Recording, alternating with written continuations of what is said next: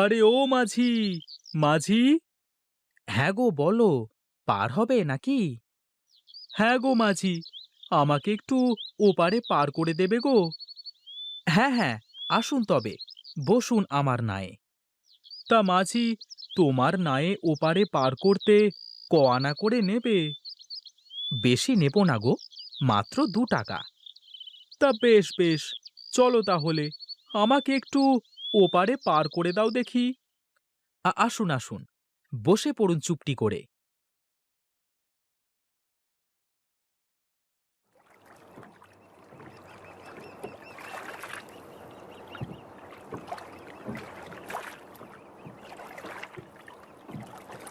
এই তো চলে এসেছি। ঠিক আছে, নেমে যাই আগে।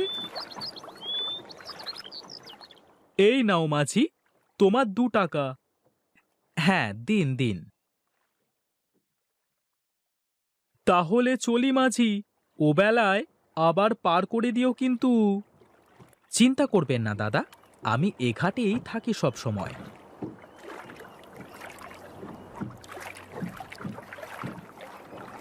না, অনেক বেলা হয়ে গেল। যাই, বাড়িতে গিয়ে খাবারটা খেয়ে একটু গিন্নির মুখটা দেখে আসি।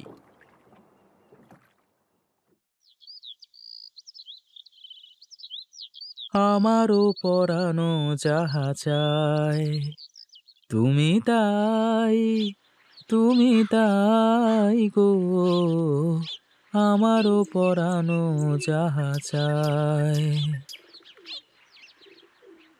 কি হারান মাঝি, মনে যে খুব সুখ ধরেছে। মনে কি আর সুখ এমনি এমনি আসে? ভালো একটা মন থাকলে সুখ এমনিই চলে আসে। তা হনহন করে ছুটে কোথায় চললে? সেই ভোর হওয়ার আগে গিন্নিকে একলা রেখে ঘাটে এসেছি। যাই, বাড়িতে দুমুঠো খেয়ে আসি, আর গিন্নির মুখটা একটু দেখে আসি। ও আচ্ছা, তাই বলো। তা তুমি না থাকলে পার করবে কে শুনি? ও আমি এই যাব আর এই আসব, তাছাড়া তেমন লোকজনও নেই, এই জন্য চলে আসলাম।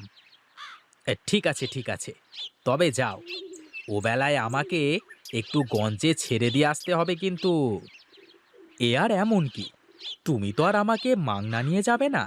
পয়সা পেলে তো আমি সব জায়গায় যেতে রাজি। ঠিক আছে, তবে যাও। হ্যাঁ, তোমার জন্য তোমার গিন্নি হয়তো অপেক্ষায় আছে। তুমিও আমার সাথে মশকরা করো, আমি চললাম গো।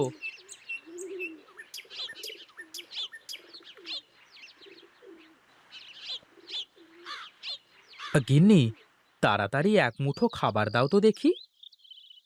হ্যাঁ হ্যাঁ, তুমি চোখে মুখে একটু পানি দিয়ে বসো, আমি তোমার খাবার দিচ্ছি।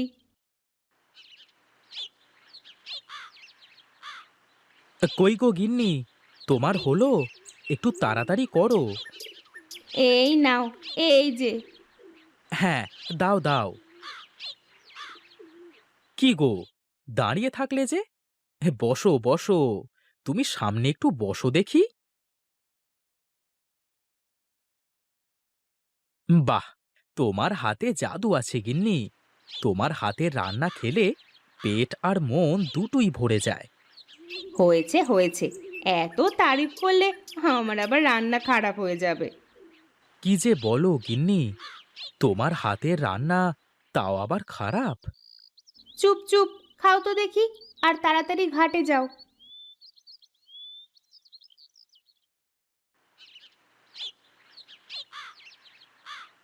আমি চললাম গিন্নি। ঠিক আছে, সাবধানে যেও, আর বেশি রাত করে ফিরো না যেন। ঠিক আছে গিন্নি, তোমার কথাই শিরোধার্য।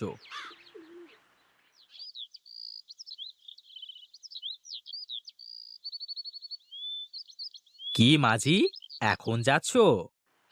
হ্যাঁ গো, দুপুরের খাবার খেয়ে একটু জিরিয়ে আসতে দেরি হয়ে গেল। চলো চলো, আমারও একটু সকাল সকালই গঞ্জে যেতে হবে, কাজ সেরে আবার ফিরে আসতে হবে। চলো যাই, কিন্তু আমাকে কিন্তু যাওয়া আসায় 10 টাকা দিতে হবে। 10 টাকা মানে? সে তো অনেক টাকা গো। না না, 10 টাকা হলে বেশি হয়ে যায়। ঠিক আছে, তুমি 8 টাকা দিও। এর কম হলে আর পারবো না। চলো চলো মাঝি, আগে যাই তো, তারপর দেখা যাবে।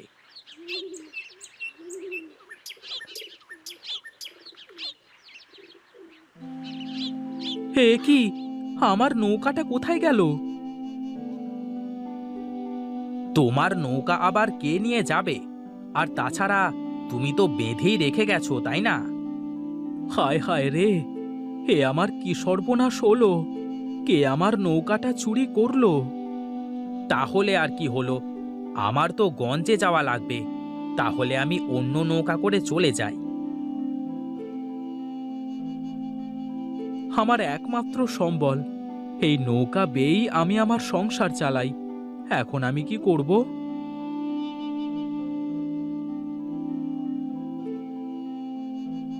আরে ও মাঝি, আমাকে একটু পার করে দেবে? কিভাবে পার করব বাবা? আমার নৌকাটা কে যেন চুরি করে নিয়ে গেছে। ও আচ্ছা, এই জন্যই তুমি এখানে বসে বসে কাঁদছো? আমার একমাত্র সম্বল, আমার উপার্জনের একমাত্র উপায়। শোন শোন, আমি জানি তোর নৌকা কারা নিয়ে গেছে। সত্যি? সত্যি আপনি জানেন আমার নৌকা কারা নিয়ে গেছে? হ্যাঁ রে, আমি যে সব জানি। তাহলে বলুন না, কোথায় গেলে আমি আমার নৌকাটা ফিরে পাবো? শোন, তোর ওই নৌকা একদল দস্যু নিয়ে গেছে। ঠিক 10 দিন বাদে ওরা আবার ফিরে এসে নৌকাটা দিয়ে যাবে। তাহলে তাহলে এখন আমার কি হবে বাবা? আমি যে আমার একমাত্র সম্বলও হারিয়ে ফেললাম। কি দিয়ে আমি আমার সংসার চালাবো? চিন্তা করিস নে, আমি তোকে একটা উপকার করতে পারি। কি উপকার সাধু বাবা, বলুন। আমি তোকে একটা উপায় বলে দেব। তবে হ্যাঁ, যদি এটা কেউ জানতে পারে বা তোকে এটা করতে কেউ দেখে ফেলে, তাহলে কিন্তু হবে না। ঠিক আছে সাধু বাবা, আপনি যেভাবে বলবেন সেভাবেই হবে।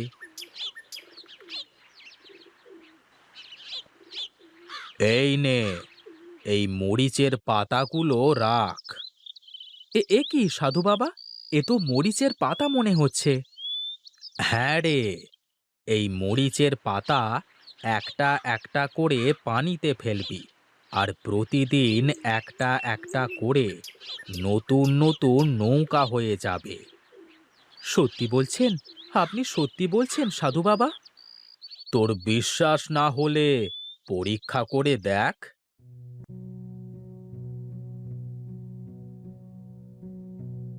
হে কি, এ কি হলো সাধু বাবা?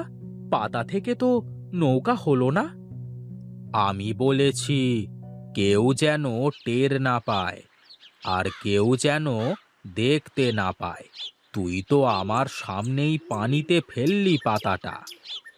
আমার ভুল হয়ে গেছে বাবা। বাহ, বাহ, সত্যি তো! আমার তো এ বিশ্বাসই হচ্ছে না।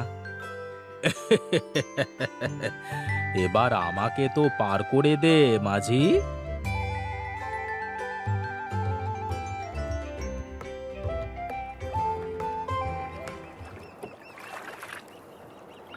শোন বাছা, এই নৌকা শুধু দিনের আলোতেই থাকবে। সন্ধ্যা নামবার সাথে সাথে এই নৌকা শেষ হয়ে যাবে। তার মানে আমাকে প্রতিদিন একটা করে পাতা ব্যবহার করতে হবে? হ্যাঁ রে, আর শোন, ঠিক 10 দিন পর ওই দস্যু দল তোর নৌকা তোকে ফিরিয়ে দিয়ে যাবে। ঠিক আছে বাবা, আপনি যেহেতু বলেছেন, তাহলে নিশ্চয়ই আমি আমার নৌকা ফিরে পাবো। ঠিক আছে, আমি এখন চললাম তাহলে।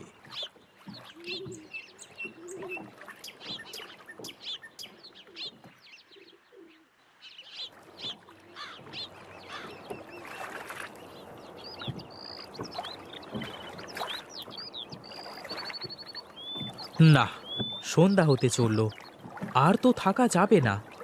আমাকে এখন বাড়িতে ফিরতে হবে। কাল সকাল সকাল এসে আবার শুরু করব।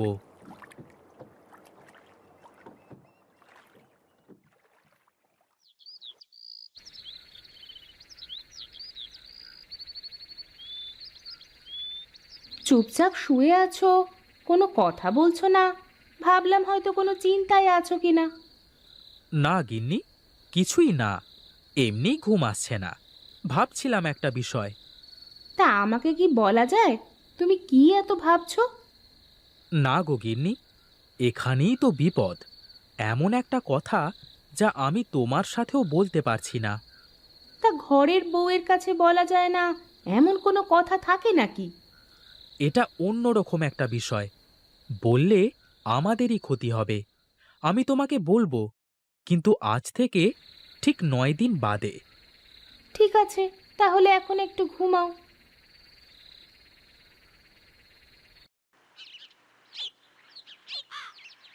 আজ তো শেষ দিন। যদি দস্যু দল সত্যি আমার নৌকা নিয়ে না আসে, তাহলে তো আমার মরা ছাড়া আর কোনো উপায় থাকবে না। না না, তা হতে পারে না। সাধু বাবা আমার তো উপকার করেছে। সে যেহেতু বলেছে, দস্যুদল অবশ্যই আসবে। ও মাঝি, যাবে নাকি? হ্যাঁ গো দাদা, যাব বই কি।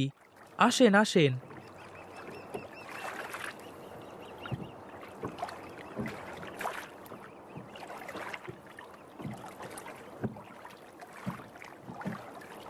এই নাও দাদা, তোমার 2 টাকা।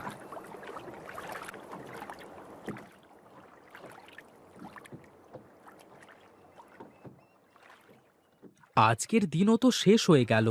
কাল যদি নৌকা না পাই, যা হয় দেখা যাবে। এখন বাড়ি তো যাই, তা না হলে আবার বউ চিন্তা করবে। গিন্নি, আমি একটু ঘাটে গেলাম। এই সকাল সকালই চললে যে, তা কিছু মুখে দিয়ে যাবে না? আমি এই যাব আর এই আসব। তুমি রান্না করো।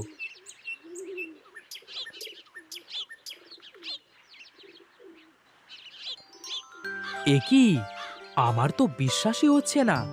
সাধুর কথাই তো সত্যি হলো। যাক, আমার আর কোনো চিন্তা নেই। এত বড় একটা ঘটনা ঘটে গেল, আর তুমি আমাকে বলনি? কি করে বলবো বলো? তোমাকে বললে যে কিছুই হতো না, তাতে বরং আমাদেরই ক্ষতি হতো। ঠিকই করেছো তাহলে।